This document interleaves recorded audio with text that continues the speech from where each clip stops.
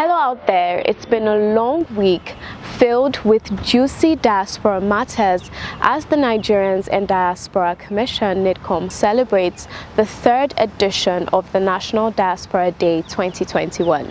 I'm here to keep you abreast with the flips and spice your day with the events and sideline activities that marked the day. I am Koinsola Adetumbi and this is your favorite program, The Diaspora. Please stay tuned.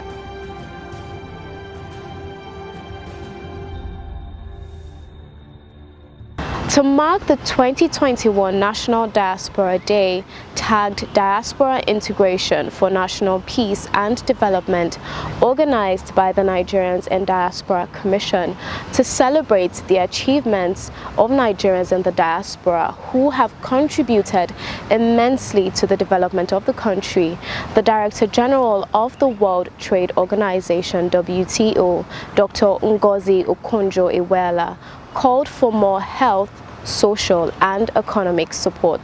Please watch the celebrity session. Let me start asking you are a Nigerian in the diaspora. Maybe one of my number one Nigerian, but what does it look like being away from home? I miss home, I miss the food, I miss the warmth of Nigeria. Seeing so many people milling around, Geneva is always quiet, not so many people. The minute you arrive at home, be it in Abuja or Lagos, you're surrounded by people. So I miss that a little bit. And those are the things that I like. The warmth and the bustle and hustle of Nigeria. That's why integration for peace and development. What would you say about that? What do you think should be the role of the diaspora in the thing that we're anchoring on today? Well, I think first of all, let me just give a lot of praise to fellow Nigerians in the diaspora because they are contributing so much in many ways. I first want to talk about the remittances that Nigerians in the diaspora send home, which is in the billions of dollars. And that helps to sustain our economy. It helps people living in the rural areas to get the resources to send children to school, take care of their health, build, run business. Things are contributing a lot already. But, they can do more. And we all know it. Wherever you are in the diaspora, there's nowhere like home. So I think what you have to think about is, how can I help to make things run better wherever I'm from, whether it's in the village or the town? What can I do to contribute to things being better at home? Either through creating employment, a business, a civil society organization, helping to support something the local government is trying to do. This is what helps to create peace. Thank you very much. Talking about what can be done, I ask you, as the DGWTO, in your capacity, what would you be doing to give this kind of support? One of the things I'm thinking about now is how can the WTO support further trade and investment in the country? How can we help to make sure the actualization of the African Continental Free Trade Agreement happens in a good way for Nigeria? We have the largest population, the largest market, but in order for us to benefit more from trade, we have to add value to our own products. And so trying to help, we have an investment facilitation agreement here at the WTO that we're negotiating. Once we do that, it's something that can help countries better create the environment to attract investment. That investment will help us have more industries, manufacturing, keeping jobs at home. And then if we trade with the other countries, it is also something that is very important. So right now, I'll just say one of the things I'm trying to do, since we're in the pandemic and we don't have enough vaccines, all the numbers that we're struggling with. Where you have so many people vaccinated in the developed countries and only a small percentage in Africa or developing countries. And the issue is how do we improve or upscale the vaccine production so we can get more? How do we even shift the production to African countries? So the WTO has the job of monitoring export restrictions and trade facilitation measures And what I'm trying to do is leverage that to actually work with companies, to persuade them that, look, if we work with you to monitor supply chain and things flow smoothly, remove export restrictions, can you invest in our company? And that's another thing that we are trying to shift them. Just a few days ago, on Thursday last week, we had a conference with manufacturers of vaccines. All the CEOs of the major companies were there, from Moderna to Pfizer to AstraZeneca, J&J, all of them. The Chinese ones also, and Russia. And the idea is supporting them to invest in Africa. And, including in Nigeria, I just want to say that the president set up a task force headed by the Minister of Health to look at this issue of how we manufacture our own vaccines. The Deputy Secretary General, Mina Mohammed, is a member of that, so am I. So is Aki Additional, Mohammed Pate, all of us from the diaspora, trying to see how we can help support the country to do better. So from a personal point of view, as well as a WTO point of view, these are some of the things we're doing. Let me just mention one last thing, Abika, and that is helping micro, medium, and small enterprises. The WTO is working with the International Trade Center, which is an offshoot, trying to work with women to help them upgrade the quality of their products so that they can enter the international market. And last time I was home, I met with a group of women from Oyo State who were doing shea butter. And they could not export their product to Europe or the US because they didn't meet the phytosanitary standards. The WTO and the ITC worked with them to upgrade the quality. NAFDAC approved it, and they've been able to export. So this is another issue. Thank you very much. You know, I'm still going to come and talk about women. We're moving to that. But I just want to ask you, going back to the issue of vaccines and all you're doing, and again, we commend for what you're doing to get vaccines to Africa. But how optimistic are you that they won't just be paying lip service to ensure that we get vaccines in Africa? You know, I'm quite worried. That is why we're trying to bring these CEOs. Now they have told us, they gave us all the numbers of how they are trying to increase production. The vaccine volume is actually increasing. In June, we had 1.1 billion doses more vaccines produced in the world, 45% greater than the amount in May. That's the good news. The bad news is that most of those doses in the developed countries, and the vaccine inequity continues. And that is why we call them, and we're trying to work with them to change this story. Now, we understand COVID, where I was one of the founding members, is beginning to do better. It will be able to send more vaccines. It's already sent 136 million doses to developing countries, but it was supposed to have done about 500 million by now. So hopefully this will happen by this summer, like July, August. So that will improve things a little. But what we are trying to do is say, look, let us not now be dependent on other people all the time. We cannot, as a continent, continue to import 99% of our vaccines and 90% of our pharmaceuticals. What we are now pushing is for us to develop that industry in Africa. And the AU, is working very hard. And in our own country, the Minister of Health, the CDC, they've all been working very hard to also see that we can attract some of these companies. We can even develop our vaccines. Nigerians in the diaspora, I heard have developed vaccines which they're experimenting now. So that's the right direction. I ask you about something that is on the minds of every Nigerian in the diaspora. They want to vote. What's your opinion on diaspora voting? Do you think... Absolutely. Absolutely.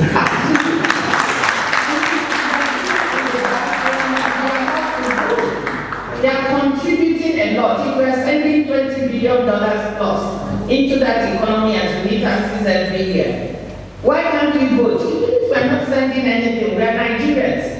You know, the thing I love about Nigerians is that wherever they are, they're always thinking of home. Among Africans, we're exceptional in that. There's no no matter how high you are. So I'm sitting here, you hear someone, oh, we need to go to the hospital, we don't have enough money, we can't pay school fees. So they're doing all these things at home, setting up businesses. We should be able to vote. And we can do it easily through our embassies being empowered to do that. What should we, as a government, do? We have a diaspora commission, we're 2 years old, we now have a diaspora policy, but what more should government do to get to the level of countries like India, Pakistan? When Ireland was in recession, they found Irish state that country from recession. What advice do you have for us as a government to do more for the diaspora?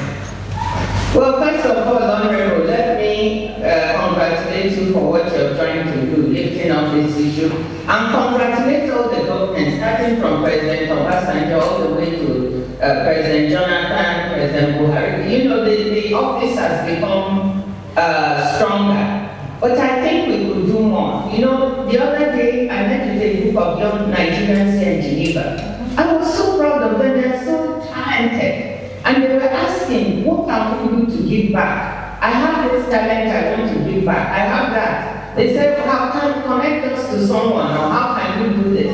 Now, I have to tell them, also in reality, because I've tried to do that with several diasporans who wanted to give back. In some cases, I've succeeded in being able to either get them working in government and giving back or helping us, or in some other way, but in other cases it hasn't worked. Sometimes when they get home, people will not even want to listen to them. They'll say, who are you? You've been sitting there in the US or UK enjoying yourself, and you want to come here and come and tell us what to do or how to do it. And they don't always, how we are.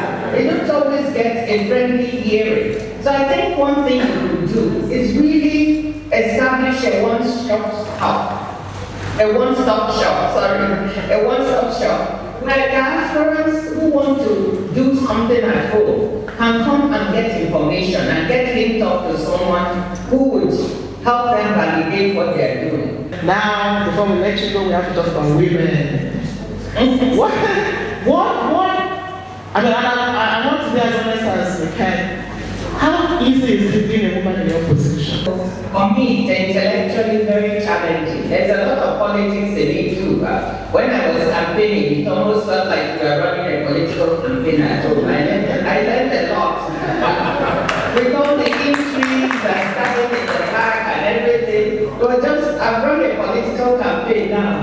But the nice thing about this is an economic post. I mean, you need your training. And what I advise people and I advise women, always go for something in which you either have a passion for and you have the training to do. Because at the end of the day, when you're running something, it's not about you being a woman. It's about the competence you bring to the job. It's very nice for people to say, oh, she's a woman, first African, first woman in the job. But if I go there as first woman, first African, I don't have the competence and what it takes. I will be letting women and Africans down. Yeah. So the number one advice for women is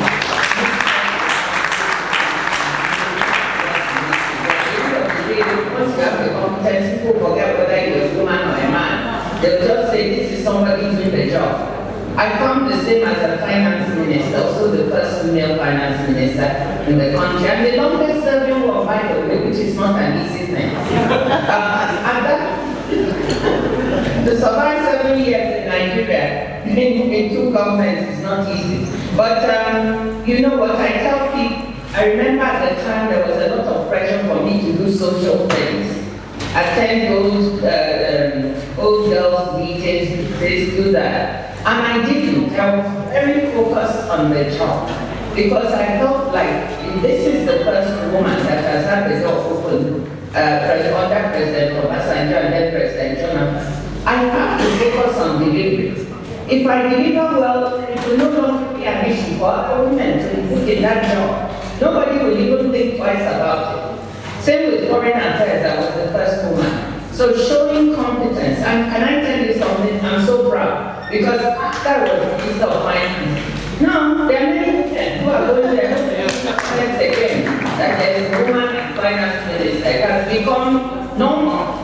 So that's what I'm aiming for here at the WTO. I want to deliver and do a good job. And sometimes I'm very focused. And people say you don't even take out time to socialize. It's not that I don't want to. It's to make sure we do a good job. So that's my advice to women. I'm sure a lot of people ask you, how do you balance your career with your home? You've got a successful home, you've got great children, and you've got a great career. I know it's challenging, but I'm going to ask you, how do you, in your way, balance home? I'm going to show you my latest book. It came out a few months ago. It's called Women and Leadership. I don't know if you can see it. We heard that lessons. And I wrote this book with the former Prime Minister of Australia, Julia Gillard, who is a friend of mine. And we did it because we tried to answer the question you just posed. What do women leaders do? We know what we did. What do the leaders do to balance life and home? So we interviewed 8 women leaders. From Hillary Clinton to Theresa May to Jacinda Ardern to Ellen Johnson Sirleaf. We interviewed so many of them. And we found, I want to quote what Jacinda Ardern, who is not only a young female Prime Minister of New Zealand, she's the first one to have a baby while in office. She's the second one. The first was Benazir Bhutto. And we asked her, so how do you do this balance? You know what she said? She said, I don't balance anything, I just make it work. She said, there's no magic bullet. I just try to make things work. And she said, because I have a partner who is understanding and who is helpful, it works. So that's what I say. So in my own life, I've had a very supportive spouse who took equal responsibility for trying to bring up his children as I did. A spouse who thought my career was as important as his. My husband is a neurosurgeon. You know, so he was also extremely busy. But somehow together we decided to make this partnership. The second thing we did, we brought up our children in a certain way. By the time they were 5 or 6, they knew to clean their own rooms and do their own laundry in the washing machine. At that time we were in the US. By the time they were 12, 3 boys, and 1 girl, we taught every single one how to cook. So all my 3 sons know how to cook because they've learned that there's no woman in the future who's going to be cooking and cleaning for them. All my sons now can cook.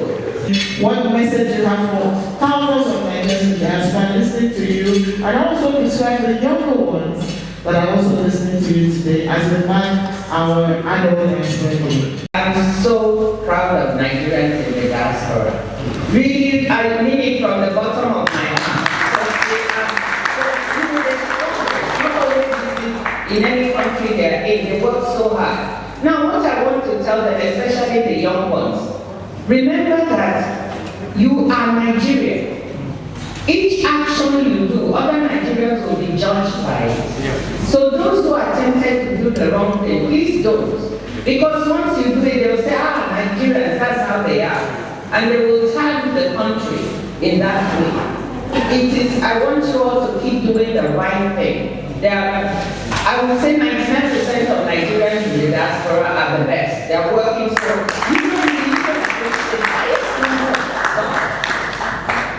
with the highest level of training in North America. So keep doing the right thing. Don't be tempted to do wrong things because all of us will be judged by that. And always think of home. There's nowhere like home. I love home. I know on behalf of thousands of Nigerians in diaspora listening to you and those listening home, I want to say thank you for your time. Thank you for making this a memorable Diaspora Day. And we look forward to seeing you in Geneva and also visit you as a diaspora. Another round of applause, ladies and gentlemen. Thank you so much, NIDCOM's boss and DGWTO. And now enjoy one of the great sounds from Rev Sax, also at the National Diaspora Day celebrations.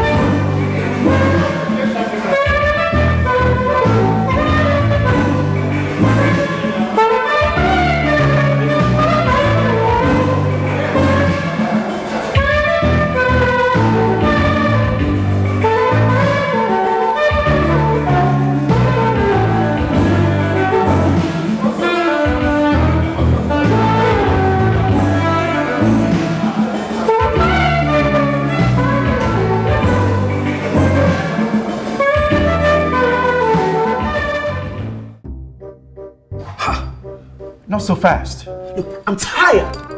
I want to check out of this country for greener pastures. Just calm down for a moment. Please sit down.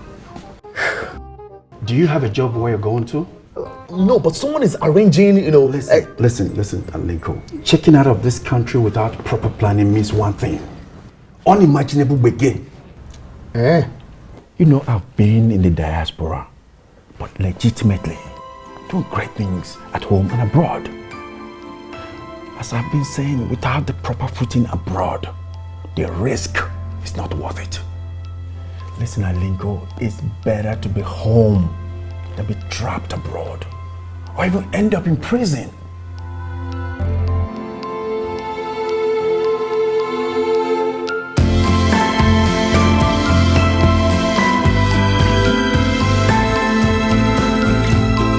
Thank you for staying all through the program. We hope it's been worth your while. And in case you have anything to share with us, please don't hesitate to do so, as we expect feedback on our show. Remember, you can reach us on all our social media platforms. On Facebook at Nigerians in Diaspora Commission, on Instagram at nidcom_gov, on our YouTube page at nidcom_gov, and on our website at www.nidcom.gov.ng. You can also join us on DSTV at NTA Network on Friday at 10:30 a.m., on NTA International on Tuesday at 6 a.m. and 10:05 p.m., on NTA News 24 on Friday at 2:30 p.m., and on Sunday at 10:30 a.m. You can also join us on WAP TV on Thursdays at 9 a.m. and on WTV on Wednesdays and Sundays at 8 a.m. And you can join us on Ben TV London at 4:30 p.m. on Saturday. I remain your host, Koinsola Adetumbi. See you next time.